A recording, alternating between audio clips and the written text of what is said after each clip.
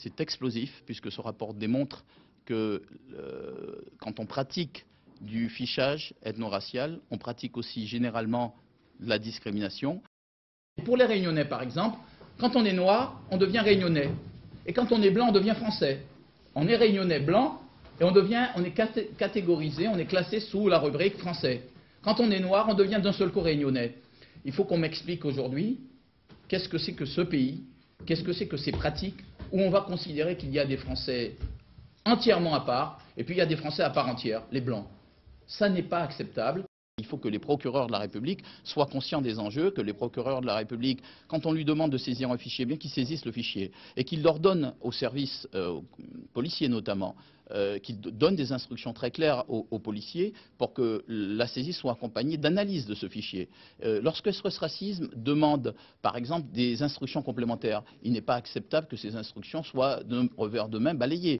Si on prend la société Daytona qu'on a fait condamner devant la cour d'appel de Versailles, ils ont indiqué qu'il fallait pouvoir envoyer des vendeurs qui correspondaient aux produits qu'on allait vendre. Et si le client disait qu'il voulait tel ou tel type de couleur, il fallait satisfaire ce client parce que sinon on perdait des contrats. À chaque fois, ce qu'on met à jour, c'est que les intérêts économiques sont supérieurs aux intérêts des droits de l'homme pour un certain nombre d'entreprises.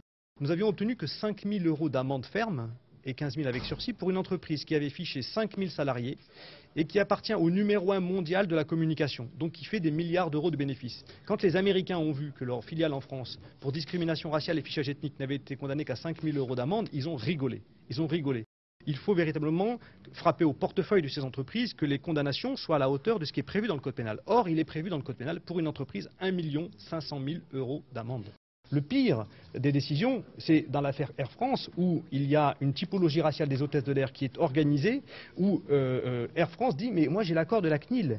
Et quand on demande à la CNIL de revenir sur son accord, ils reviennent timidement en disant « c'est vrai que depuis le 15 novembre 2007, le Conseil constitutionnel a tranché qu'en France on n'avait pas le droit d'utiliser une typologie ethno-raciale, donc on a eu tort de leur donner le feu vert là-dessus, mais finalement il ne faut pas demander des poursuites judiciaires à Air France puisqu'ils renoncent à ce fichage. »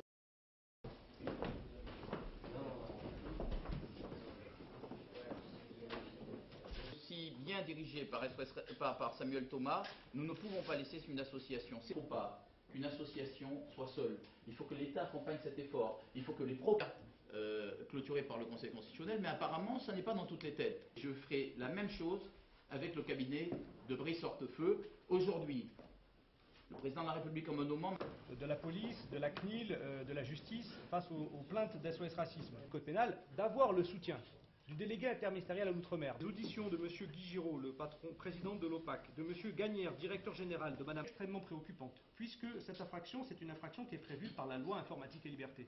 Pour aller chercher, aller traquer les entreprises qui pratiquaient de telles discriminations, toute la publicité faite derrière ces affaires pour que les gens... que vous ne voudrez pas utiliser ces éléments pour faire autre chose.